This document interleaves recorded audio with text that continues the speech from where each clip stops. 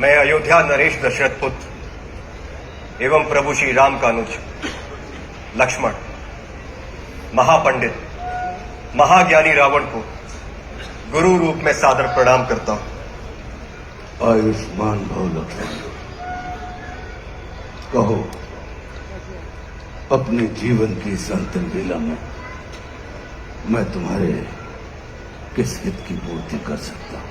हे महामना, नीति, धर्म, राजनीति एवं समस्त वेद शास्त्रों के ज्ञाता, आप अपने ज्ञान और अनुभवों की दीक्षा से लक्ष्मण के जीवन का मार्ग प्रशस्त करने की कृपा करें।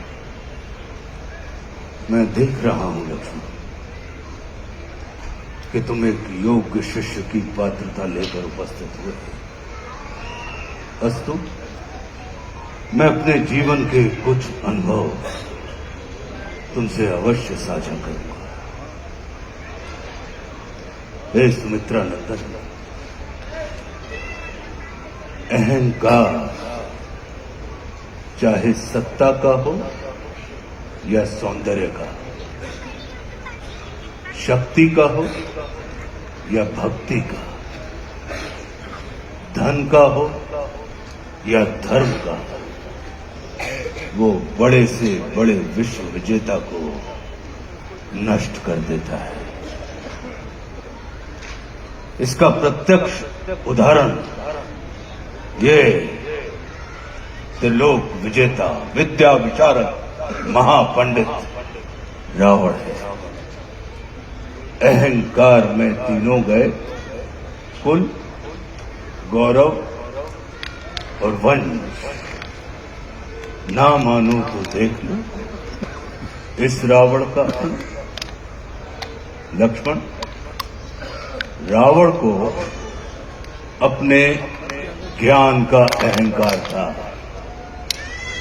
और तुम्हारे भाई राम को अहंकार का ज्ञान था।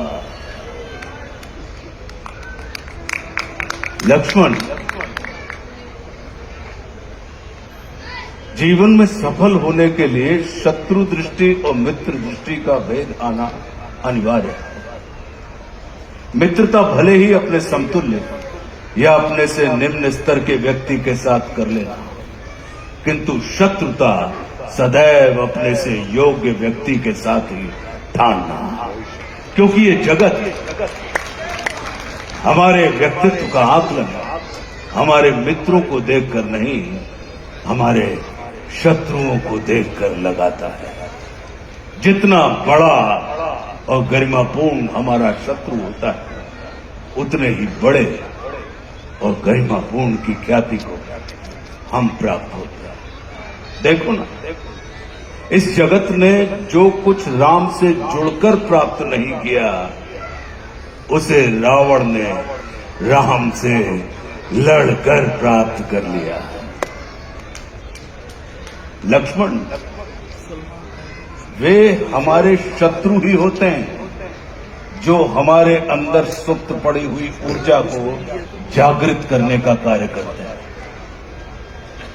हमारा शत्रु ही होता है जो हमें असुरक्षा से निकालकर सुरक्षा में जाने की प्रेरणा देता है।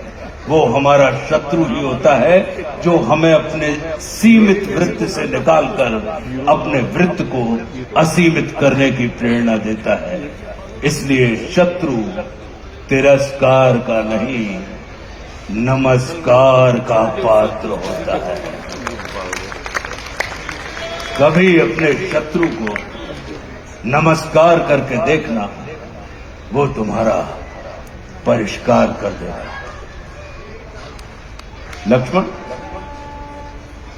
जैसे शरीर को संचालित करने वाला मस्तिष्क आकार में शरीर से बड़ा नहीं होता, गज को संचालित करने वाला अंकुश आकार में गज से बड़ा नहीं होता, वैसे ही व्यवस्था को संचालित करने वाले व्यवस्थापक को कभी भी व्यवस्था से बड़ा नहीं होना चाहिए।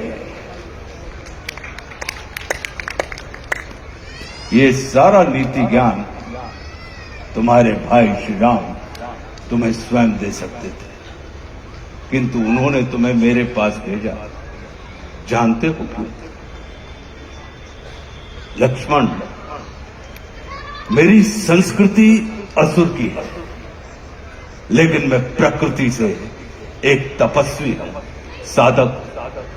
और किसी भी व्यक्ति को अपने अंतिम समय में अपनी संस्कृति के अनुसार नहीं, अपनी प्रकृति के अनुकूल कर्म करने चाहिए, तब उसे मृत्यु नहीं, मुक्ति प्राप्त होती है। और राम रावण को मारना नहीं, तारना चाहते हैं। तभी तो उन्होंने मेरे अंतिम समय में मेरी प्रकृति के अनुकूल उपदेशात्मक कर्म करवाकर मेरी मुक्ति के मार्ग को प्रशस्त कर दिया। आने वाले समय में ये जगत कहेगा कि त्रिलोक विजेता, विद्या विशारद, महापंडित रावण की पराजय का एकमात्र कारण है कि उसके पास लक्ष्मण जैसा भाई नहीं था। लेकिन इस जगत को ये स्मरण रखना चाहिए कि लक्ष्मण जैसा भाई प्राप्त करने के लिए व्यक्ति को रावण नहीं, स्वयं राम बनना पड़ता है। सदैव अपने भाई राम के अनुगामी रहना।